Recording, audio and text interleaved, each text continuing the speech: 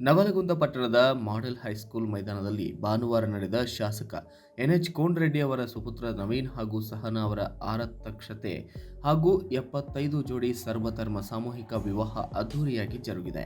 ಜನಸಂಖ್ಯೆ ನಿಯಂತ್ರಿಸಿ ಶಾಸಕ ಎನ್ಎಚ್ ಕೋನರೆಡ್ಡಿ ತಮ್ಮ ಸುಪುತ್ರನ ಮದುವೆ ಜೊತೆಗೆ 75 ಜೋಡಿಗಳ ಸಾಮೂಹಿಕ ಮದುವೆ ಏರ್ಪಾಡು ಮಾಡಿಸಿದ್ದು ಅಭಿನಂದನೀಯ. ಶಾಸಕರ ಪುತ್ರನೂ ಸೇರಿದಂತೆ ದಾಂಪತ್ಯಕ್ಕೆ ಕಾಲಿಟ್ಟ ನೂತನ ದಂಪತಿಗಳು 1 ಅಥವಾ 2 ಮಕ್ಕಳು ಮಾತ್ರವೇ ಹೆರುವ ಮೂಲಕ ಜನಸಂಖ್ಯೆ ನಿಯಂತ್ರಣಕ್ಕೆ ಸಹಕಾರ ನೀಡಬೇಕೆಂದು ಮುಖ್ಯಮಂತ್ರಿ ಸಿದ್ದರಾಮಯ್ಯ ಕರೆಯನ್ನು ನೀಡಿದ್ದಾರೆ.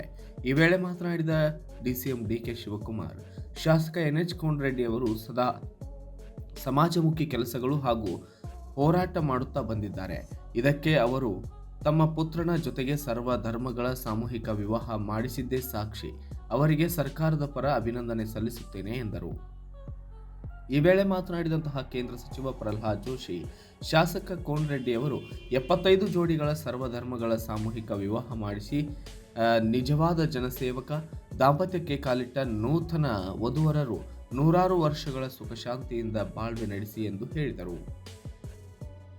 ಈ ವೇಳೆ ಮಾತನಾಡಿದಂತಹ ಶಾಸಕ ಎನ್ಎಚ್ ಕೋನರೆಡ್ಡಿ, ಸಿಎಂ ಡಿಸಿಎಂ ಎಲ್ಲ ಸಚಿವರ ಸಹಕಾರದಿಂದ ಈ 75 ಜೋಡಿ ವಿವಾಹ ಮಾಡಿಸಿದ್ದು ನನ್ನ ಕ್ಷೇತ್ರದ ಜನತೆ ಯಾವುದೇ ರೀತಿ ತೊಂದರೆ ಆಗದಂತೆ ತಿಂಗಳಿಂದ ತಾವೇ ಉಸ್ತುವಾರಿ ಹೊತ್ತು ಯಾವುದೇ ಪಕ್ಷಭೇದ ಮಾಡದೆ ಸಾಮೂಹಿಕ ವಿವಾಹ ಯಶಸ್ವಿಗೊಳಿಸಿದ ನನ್ನ ಕ್ಷೇತ್ರದ ಜನತೆಗೆ ಹಾಗೂ ಸಿಎಂ ಡಿಸಿಎಂ ಹಾಗೂ ಸರ್ಕಾರಕ್ಕೆ ಕೃತಜ್ಞತೆ ಸಲ್ಲಿಸಿದರು.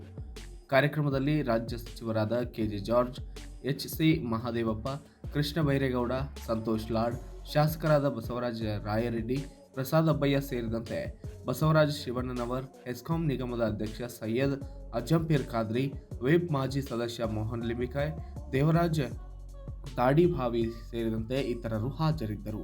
Bureau report Babajan Shirakol, Kannada Janashri news, Navalgund.